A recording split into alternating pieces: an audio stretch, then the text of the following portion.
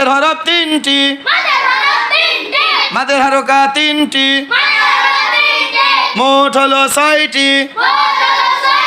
ছয়টির বামে নকল হামজা পেলে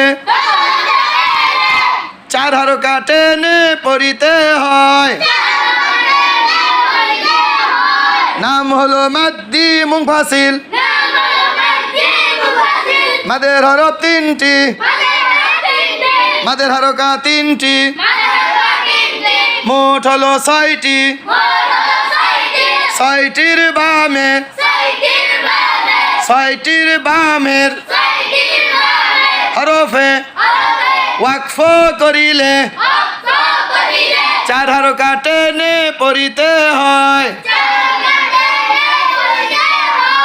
নাম হলো মাদ্দি আরদুন। নাম কি?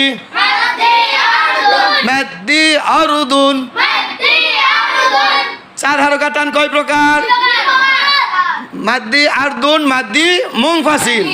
মাদ্দি মুনফাসিল কিভাবে হয়? মাদে হরফ তিনটি, মাদে হারকা তিন, মোট হলো ছয়টির বামে যদি তোমরা নকল হামজা পাও, ওইখানে যদি ওয়াকফ না করো রানিং অবস্থায়, পড়া রানিং রাখলে কয় হারকা টেনে পড়বা? চার হারকার। মাদে হরফ তিনটি, মাদে হারকা তিনটি, মোট হলো ছয়টি। ছয়টির বামের হরফে ওয়াকফ করলে চার হারকা টান, ওয়াকফ না করলে কয় হারকা? মনে থাকবে ইনশাআল্লাহ। সবাই বলি মাশাআল্লাহ।